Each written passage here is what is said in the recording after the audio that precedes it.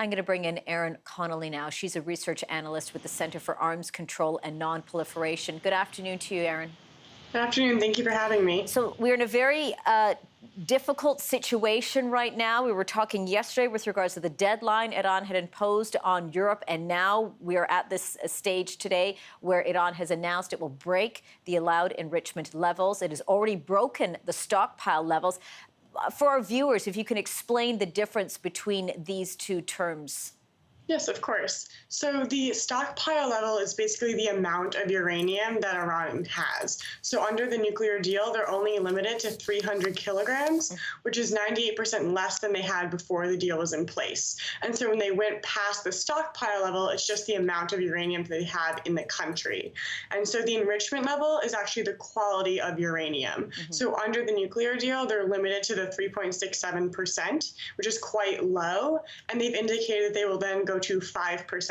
And while this is a step and it does violate the agreement, in order to have a nuclear weapon, you need uranium enriched to 90%. So it's still quite a bit away from what you would need for a nuclear weapon. Right. But they are increasing both the amount of uranium that they have and the quality. Right. And Iran has been very clear that this is just for their nuclear energy program.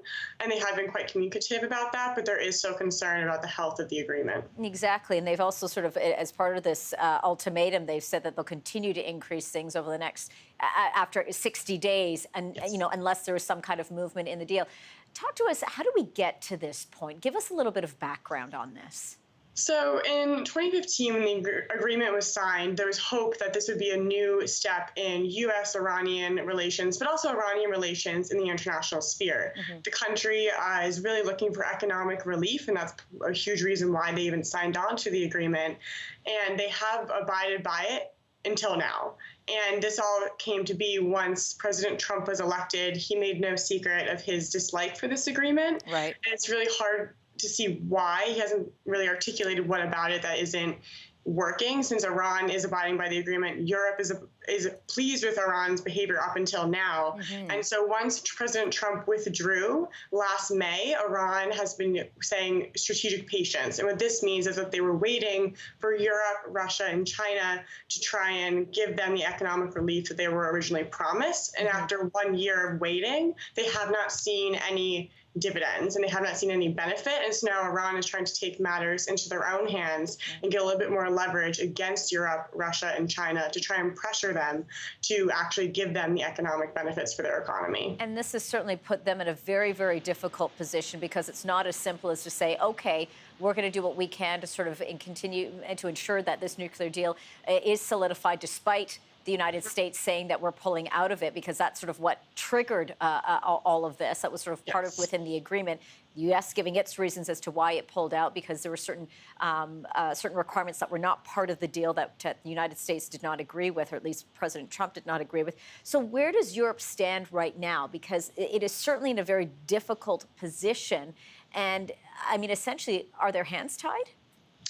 Europe has been trying to walk the middle line between the United States and Iran. And right now that Iran has moved past some of the limits within the deal, they are quite frustrated with Iran and are actually considering going through this adjudication process within the agreement that would look at what Iran is doing and possibly result in international sanctions being imposed on Iran.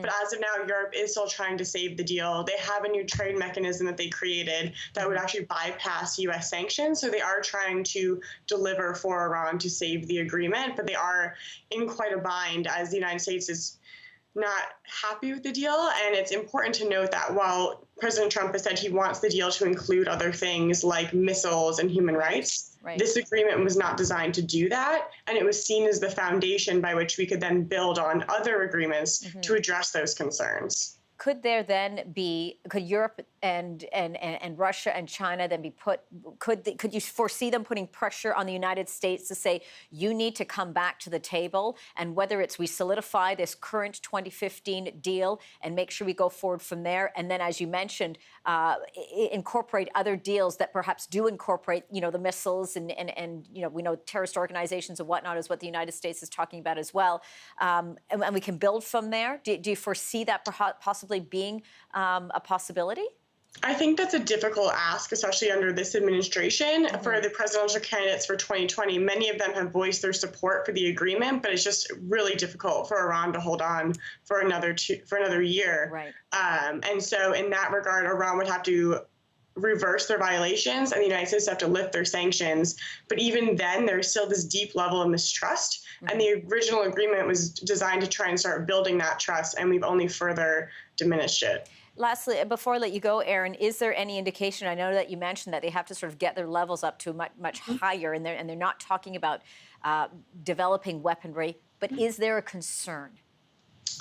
There is no proliferation concern, so experts are not really concerned that Iran will start developing a nuclear weapon. It's more the principles of the agreement, because what they've done, Iran has been very intentional about what parts of the agreement that they've violated. And so they've only picked the things that would not actually change their breakout time, which is the time it would take Iran to have enough material for a nuclear bomb. So they haven't really done anything that would change that. That's still at about a year. And they are still allowing inspection. So this is basically Iran voicing their frustration with the other parties of this agreement, saying that you need to do something because we will not continue to abide by an agreement that yields no benefit for us. And so there is no nuclear weapons concern right now, but there is concern that if something's not done, it will escalate. All right, well, I'll leave it there. But of course, things continue to be on edge. Erin Connolly, really appreciate your expertise and insights on this. Thank you so much. Thank you.